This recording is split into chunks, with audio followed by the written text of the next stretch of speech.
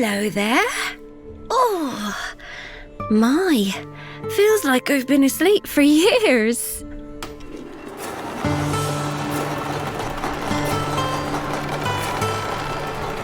I suppose you're wondering what this is all about.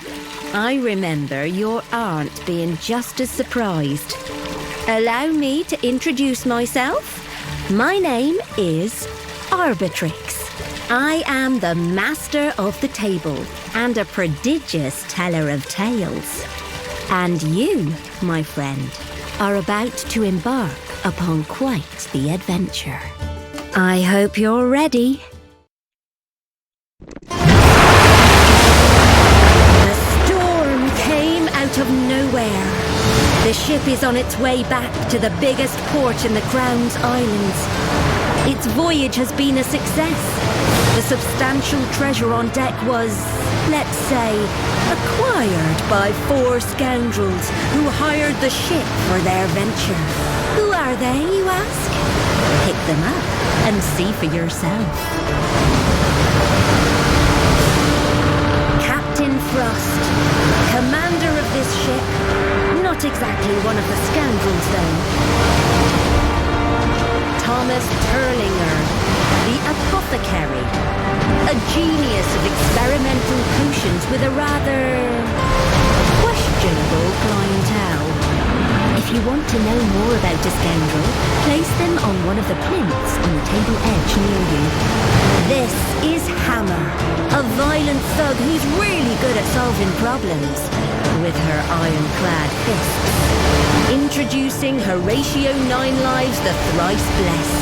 The swindler came up with that name himself. This one calls herself Nuna.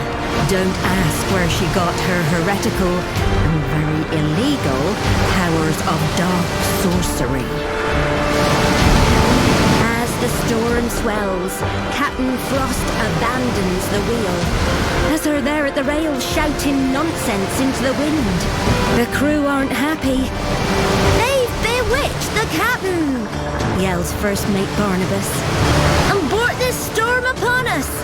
We must take the ship for ourselves! This is mutiny. A band of heroes would try and talk the crew around, but these are scoundrels. The best way they know to end a mutiny is to put it down. Hard.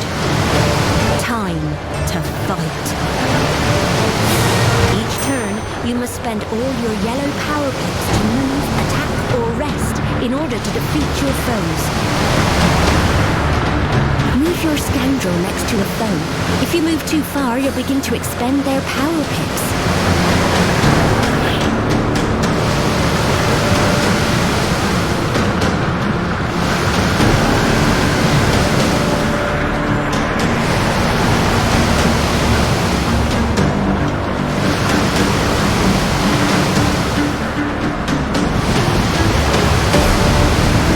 Play this card on a foe.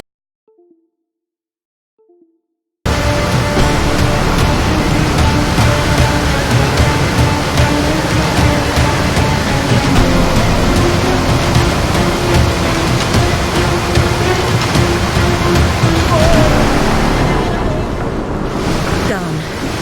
Deep beneath the waves. Only 3 scoundrels left. Knowing them, their first thought is that this means a larger share of the treasure. There's no time to mourn or celebrate. You've survived, but your ship's badly damaged, and you're not alone. That's the Sunfish, the personal vessel of Solomon Sanko, governor of the Crown Islands. Ooh, It's taken a battering from the storm. Though, it's still in better condition than your poor ship. Wait, those aren't sailors. They're orcs, the most feared pirates in these seas. The governor and his captain are tied up on the deck. The orcs clearly don't want you interfering with their plans. Prepare to be boarded.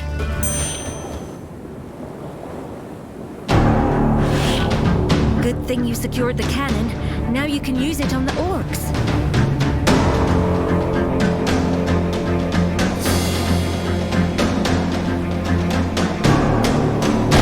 That must have hurt. The cannon's blasted away one of the orcs.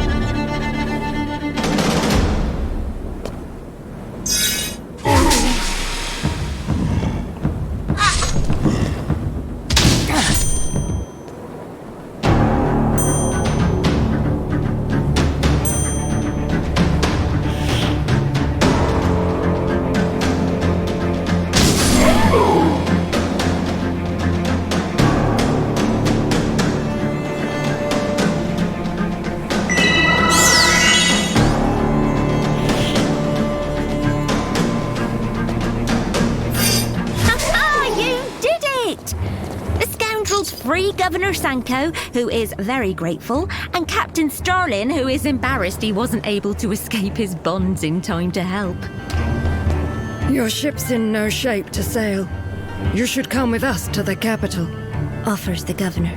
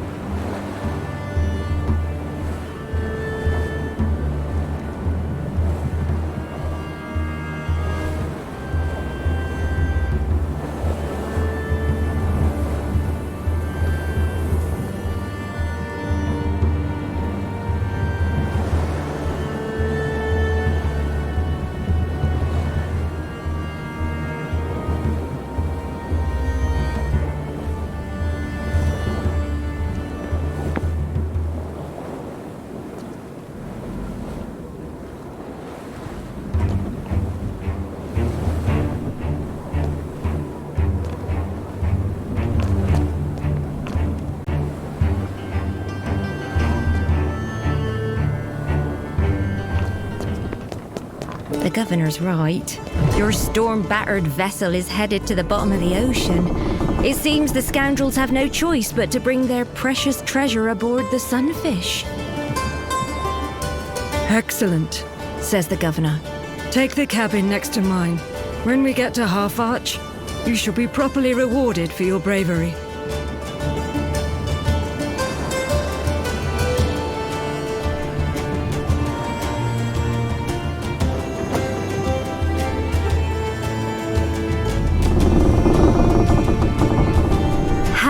Half-Arch, capital and largest city of the Crown Islands. Home to fishers, traders, smugglers, artisans, privateers, and scoundrels. Come with me. Insists Solomon Sanko. The governor is determined to make good on his promise. Later that day, after a feast in his estate, the governor surprises the scoundrels with something they never thought they'd experience: fame and glory. All hail the heroes of Half-Arch! Thomas Turlinger, brilliant apothecary dedicated to helping others. This is Hammer, warrior of true conviction and strength. Nuna the Wise, who protects us with mysterious powers. Unfortunately, our heroes can't stay for long, so let's drink in their honor. Without further ado, let us begin the Heroes' Celebration!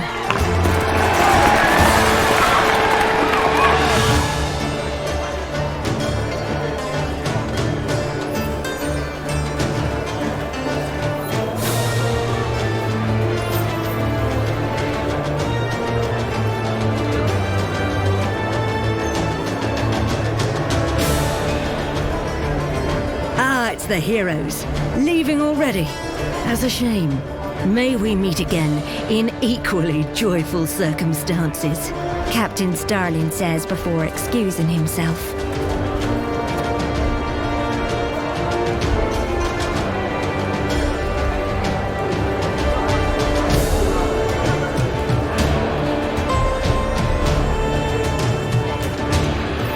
I hope you had a pleasant evening. The heroes of Half-Arch are always welcome in this city, says the governor before he's called back into the hall. After a round of farewells, the scoundrels slip away. Though they've lost one of their number, they've gained a second chance. They agree to split the treasure equally and go their separate ways.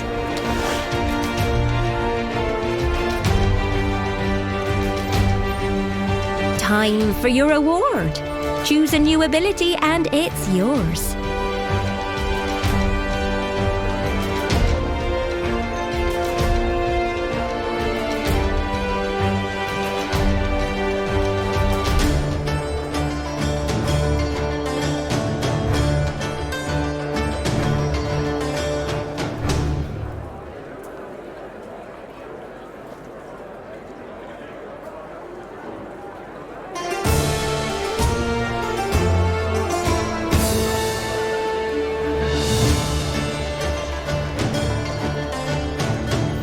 Using a deceptively humble pouch of precious gems, Nuna slips the treasure inside her sleeve before leaving, hopefully to a remote, peaceful island.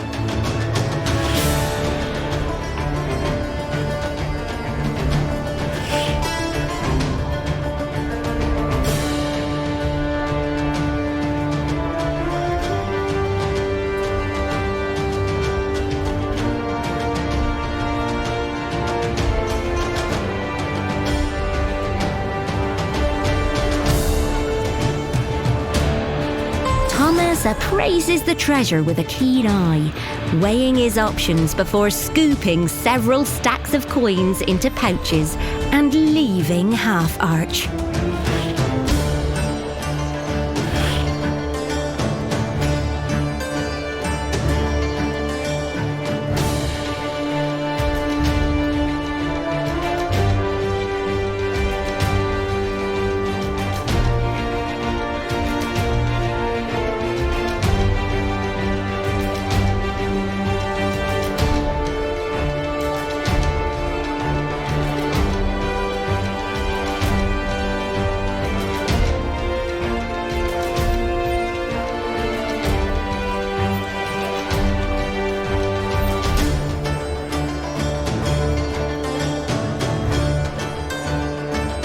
The hammer shoves a few bars of solid gold into her rucksack before leaving Half-Arch.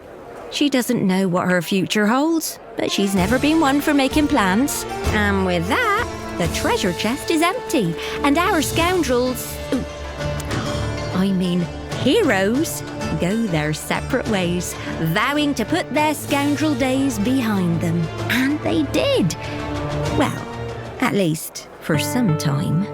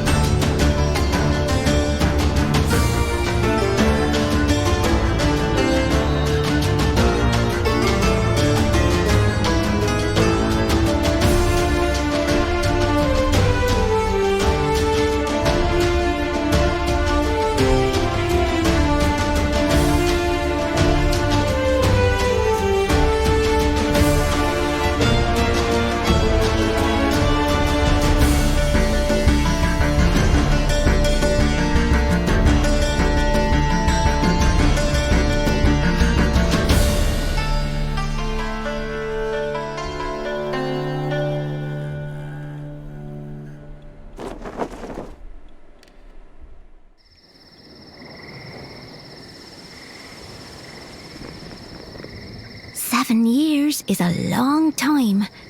Long enough to build a whole new, quieter life. Tonight the scoundrels return to Half Arch for the first time since that day. Over here. It's Governor Sanko. Quickly, we may be watched. A figure darts from the shadows and stabs the governor. This is very bad. You must find out why the governor summoned you.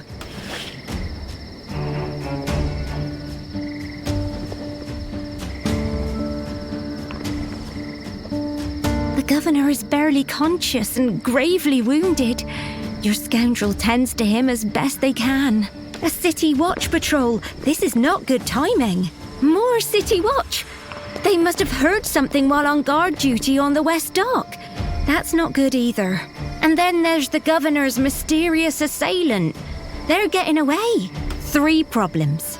And only 2 of you left. Make a choice, quick.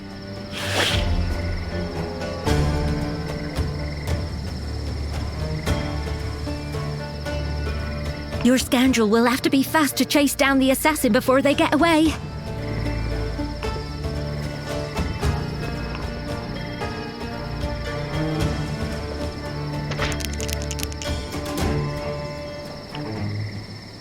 Your scoundrel darts forward and grabs the assassin's robe. Suddenly there's a bolt of lightning, and the assassin vanishes. Whoever it was, they have magic.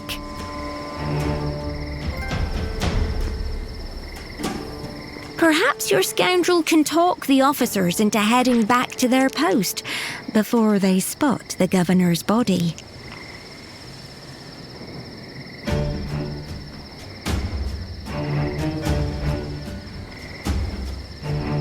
Your scoundrel acts drunk and begins a long, boring story about tripping over crates. The guards make excuses and leave quickly. Your scoundrel watches them go, noticing they are guarding a ship on the West Docks. The governor coughs awake. I thought if you were going to kill me, Hammer, you'd do it with your own hands. Oh yes, I know about your past, about all of you. And soon everyone else will too. And he takes his last ragged breaths. A quick search of the governor turns up a map of the islands with several locations marked, each one horribly familiar to one of the scoundrels. No time to wonder what the governor's words or map mean. The City Watch have seen the scoundrels with his dead body. You'll have to fight them off.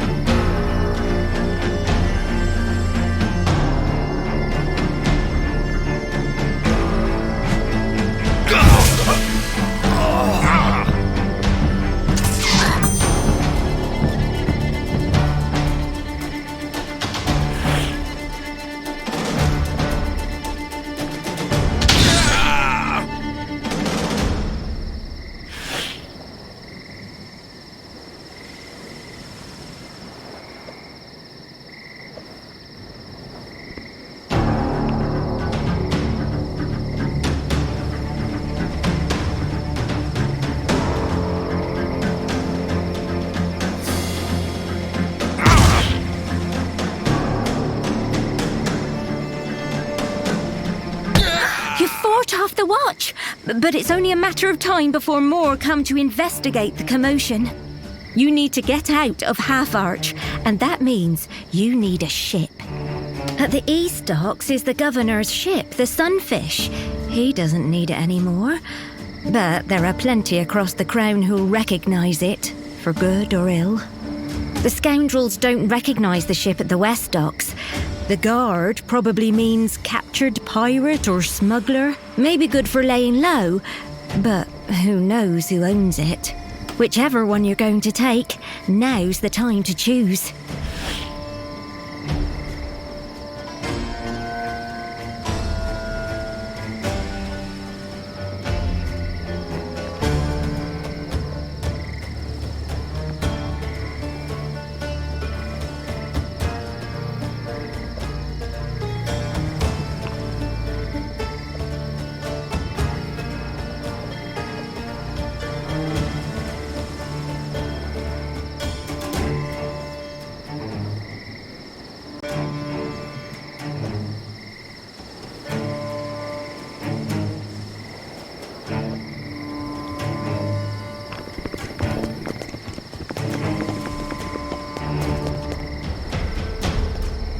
The privateer militia, the Crown's navy of authorised pirates, has impounded what looks like a smuggling ship and captured one of its crew. It's called the Sawtooth. The scoundrels haven't heard of it. Hopefully no one else has either. Hey, you're not drunk. What's your business here? You're not going to take this ship without a fight. The chained smuggler is trying to get your attention. Maybe she can help you.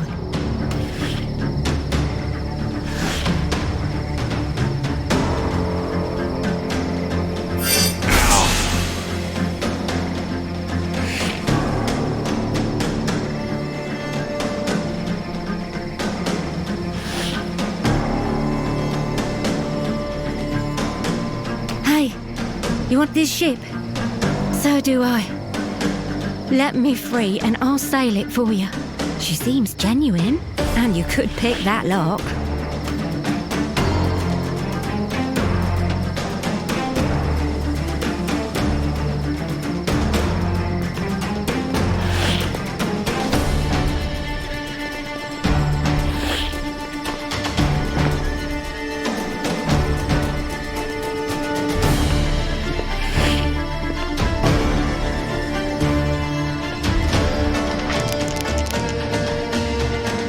Scoundrel begins picking the padlock. It's tricky, but they're sure they can do it.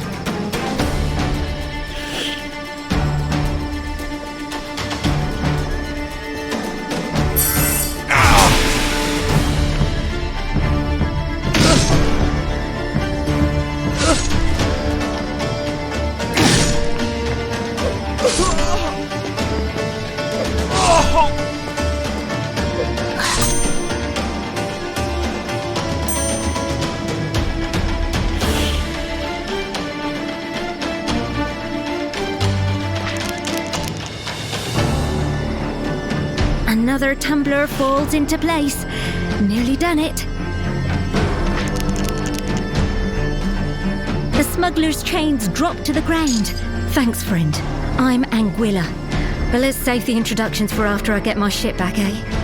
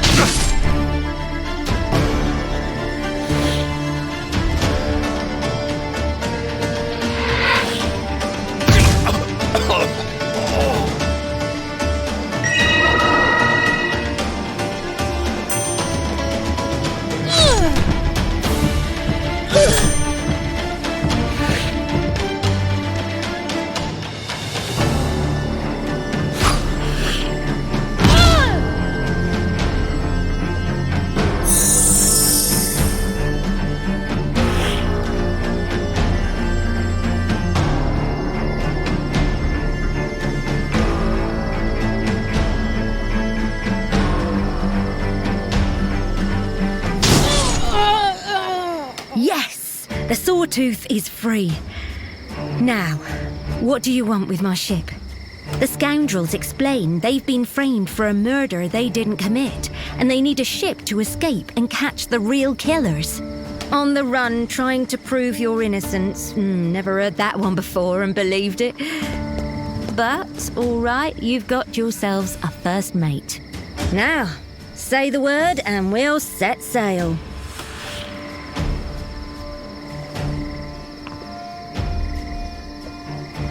Finally, let's get my sawtooth underway. Now, let's be clear. When this is all over, I'll be wanting my ship back.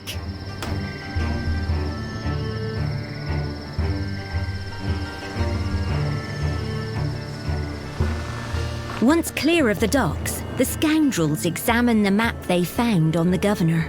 The marked locations are places from each scoundrel's past, a past they had hoped to leave behind.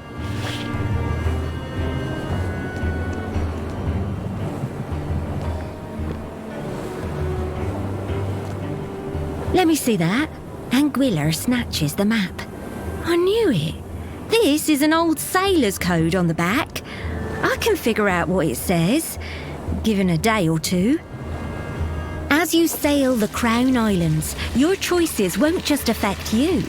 The consequences of your actions will be reported in the Crown Herald. The scoundrels have been set up, and killing those guards won't have helped their case. You're gonna have to find out who framed you to clear your name. Who was the masked assassin? And who knew the scoundrels' secrets and told the Governor? Your scoundrels will need all the help they can get. Go on, pick an upgrade.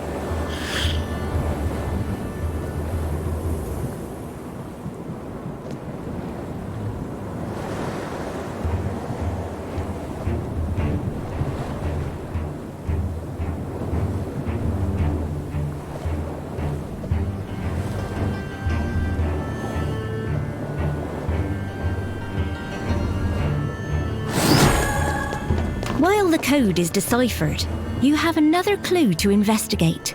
The Governor's map.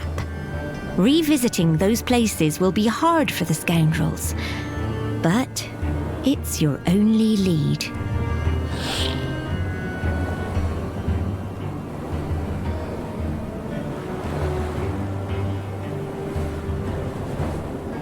Thomas hasn't returned home in years.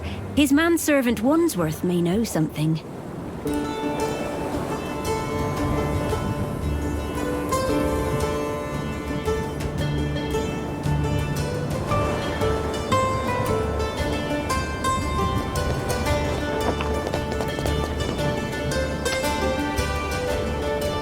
As night falls and the ship nears the Emerald, the crew fire a barrage of questions at Thomas. He holds up his hands for silence. He'll address each of them in his own time.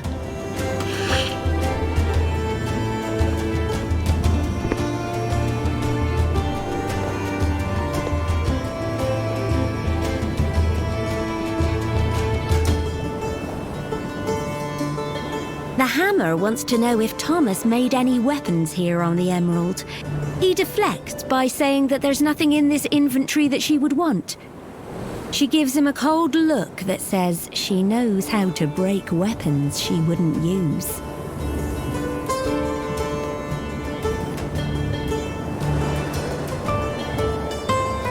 Nuna senses something in these waters, something powerful. Thomas asks if it's magical and she's not sure. But then no one's sure if alchemy is magical either.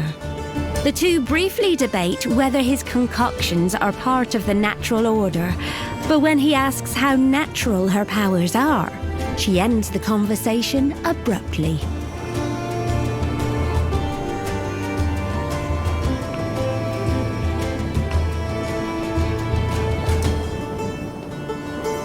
My old crewmate Rosa used to sail with Captain Harrow round here. Rosa Devil Hand, we called her, because her right hand was all weird. Story was that she got bitten off by a giant bug on the Emerald, and then someone helped her grow it back. Thomas asks about how Rosa's hand is now. Dead, like the rest of her, I hope. As the Emerald draws near, Thomas waves aside any further questions. He has more preparations to make before revisiting his one-time home.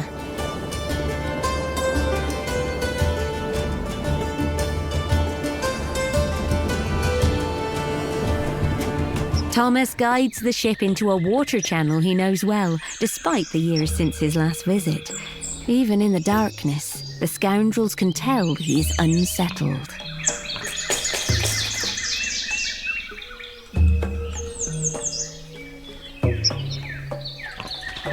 Emerald Post, an out-of-place grand mansion built to resemble Thomas's family home. He is concerned the torches outside are dark. Before he can explain why that's a problem, a huge flaming insect flies into the clearing. As it flies towards the mansion, Thomas cries out. There are unstable chemicals in his lab. A normal flame won't set them off, but the fireflies burn hot. He calls out for Wandsworth, his loyal and trusted manservant, but there's no reply. Thomas explains his alchemical torches keep the insects away when they're lit. Normally, Wandsworth makes sure they're always burning. If you're going to find out what's happened, the scoundrels must light the torches and stop the flaming fireflies from entering the mansion.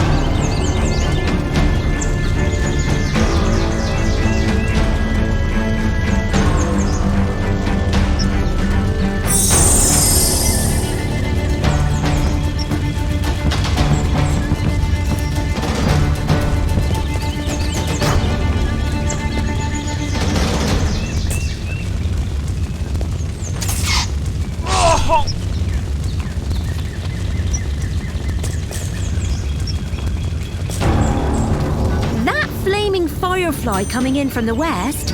It's transfixed by the blaze and flying towards the mansion. If it gets in there, the mansion will explode.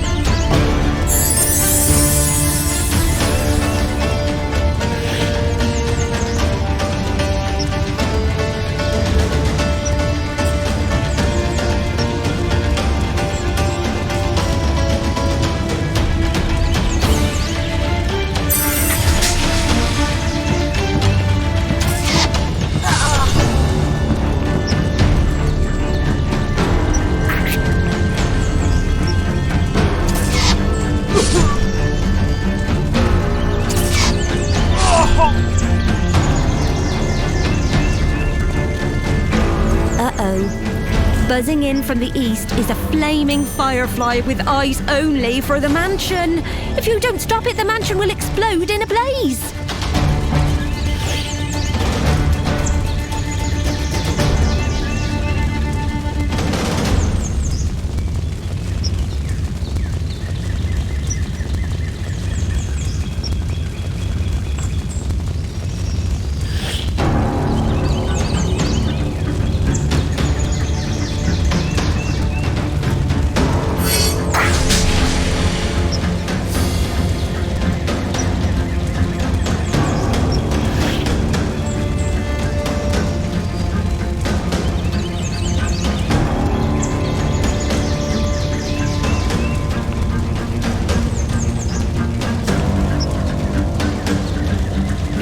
Chemical torches require a complex procedure to light.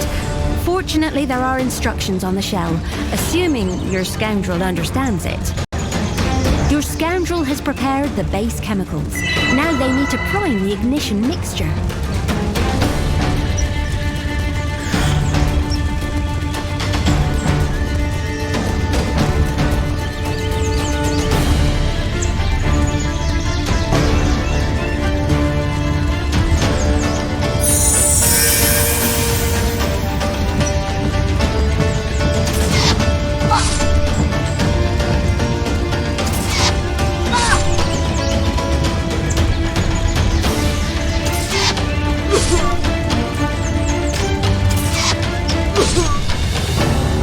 Insects emerge from the swamp to the east. Oh, another flaming firefly appears from the west, heading for the mansion. You better stop it.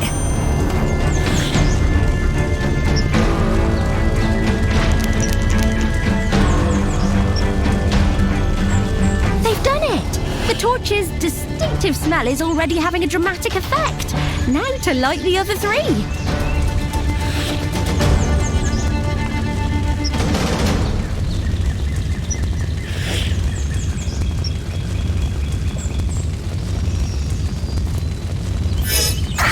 More insects emerge from the swamp to the northeast.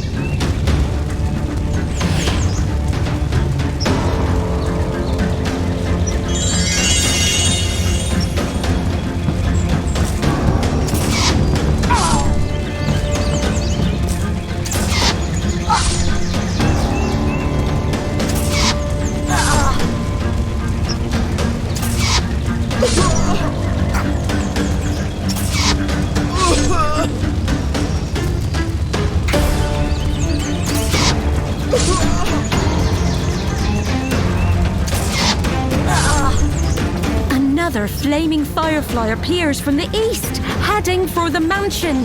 Stop it!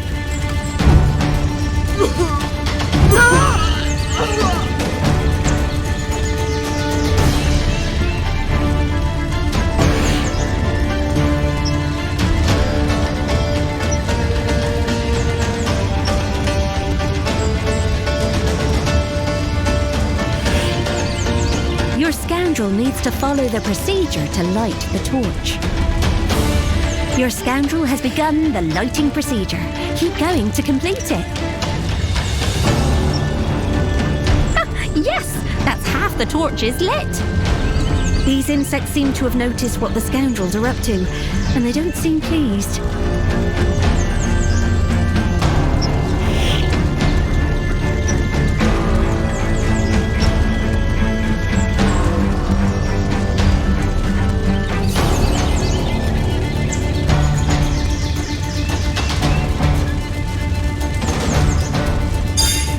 More insects emerge from the swamp to the southeast.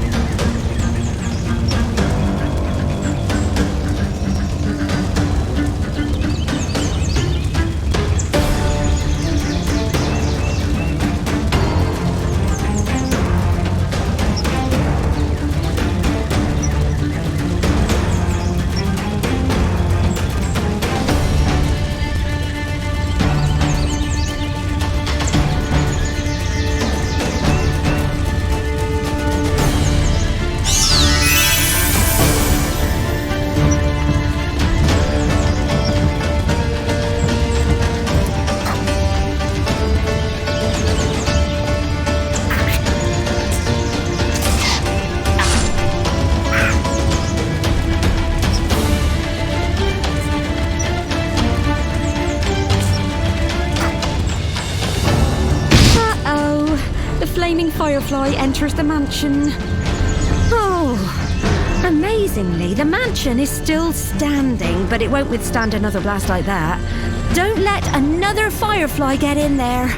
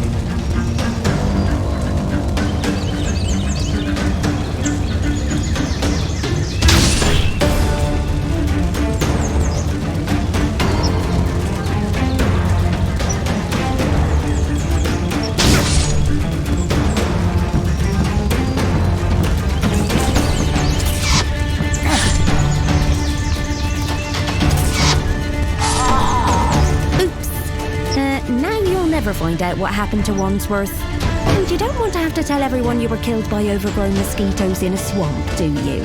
Better try that again.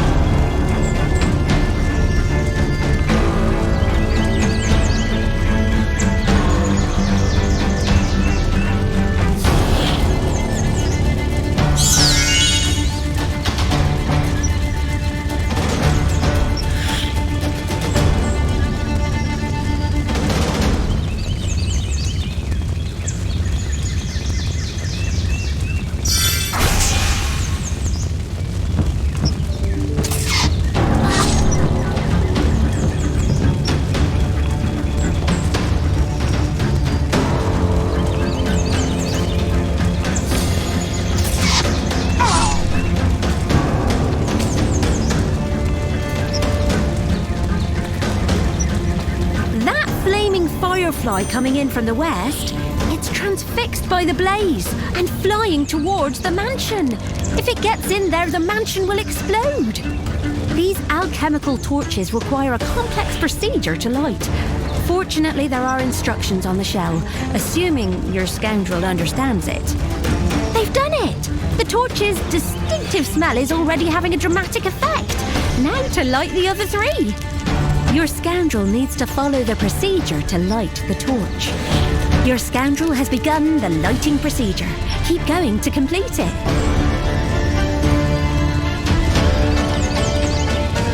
Yes! That's half the torch is lit! These insects seem to have noticed what the scoundrels are up to, and they don't seem pleased.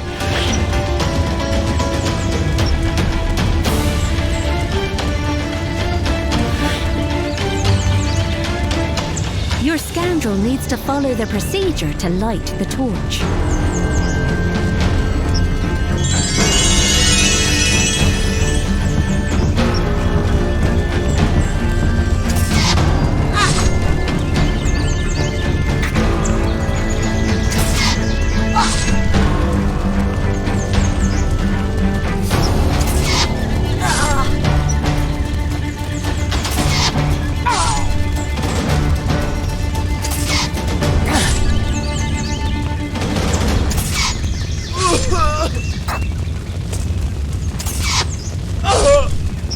Uh-oh.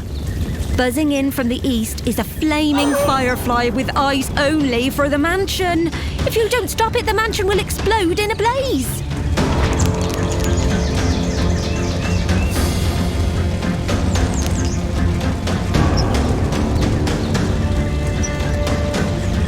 Nearly there. Just one more torch left to light.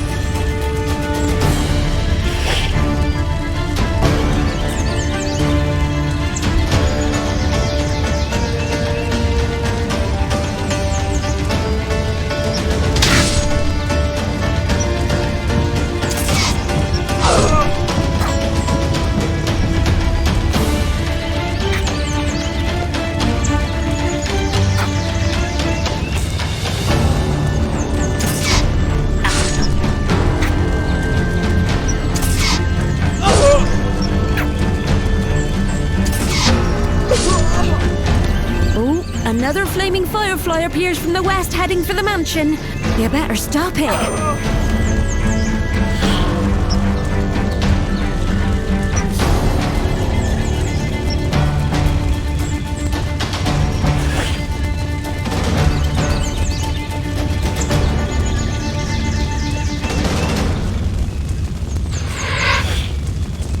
More of the insects angrily emerge away from the torches. Better get them lit quick.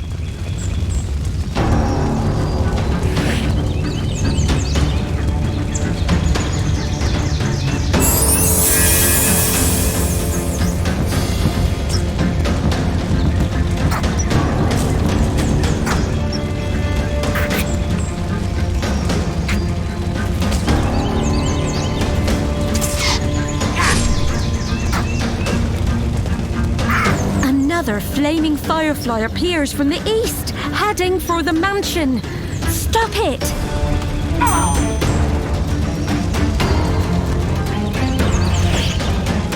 Your scoundrel needs to follow the procedure to light the torch.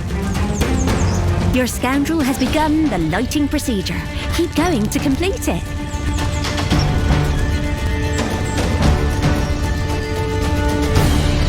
The torch is lit! That's all of them!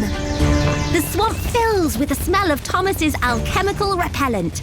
It's a bit unpleasant for the scoundrels, but clearly much worse for the insects. Time to put out the fire and search what's left of the mansion. Which is Thankfully, quite a lot. Thomas heads inside, beating out the flames and calling for Wandsworth. There's no answer, but eventually he emerges holding some items that might shed a bit of light on Wandsworth's fate. This charred note includes a sketch of a familiar figure. The assassins were here. But it's drawn next to a hastily written list of supplies. Wandsworth is, or was, alive and fled the island. There's also a piece of brilliant blue coral near the note. Thomas explains that he was studying it, believing it to have some special properties. It's supposed to be in a protective case. Why would Wandsworth remove it? Wandsworth couldn't have gotten far. In fact, there's only one place Thomas can think of. You'll have a chance to catch him if you move quickly.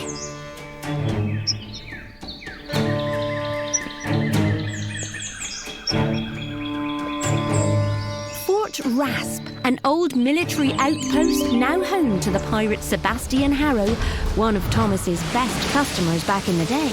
Wandsworth would have sought protection if anything happened here.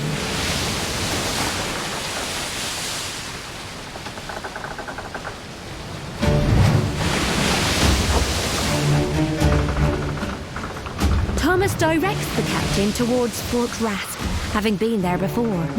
But last time was more than 7 years ago, and in the company of pirates who made the abandoned naval outpost their home. He's too quiet. Even pirates sleeping between raids have lookouts, and we've seen no one. I'll keep the ship ready for a quick getaway. Watch your backs, you three.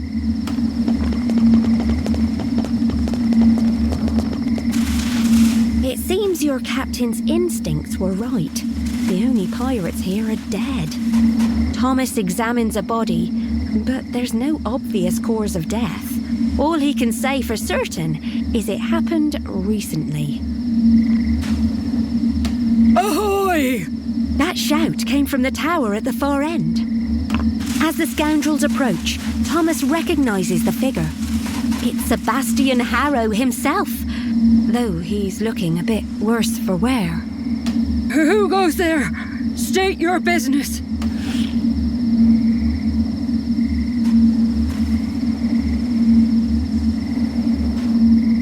Harrow seems pretty shaken. It's best if Thomas tries to talk him down. Terlinga? The apothecary? You're here for Wandsworth, aren't you? I don't care if you're the Kraken yourself. I be staying up here where it's safe. Bright blue shards of something bursting through the stone of the fort. Me leg! No! I can walk. You got a ship. Oh, we can talk about your man once we're on it. We have to move. Before the group can get too far, the ground shakes and the dead pirates rise. We're gonna be fighting our way out. Harrow is right. The only way out is through those things. Pick your path wisely.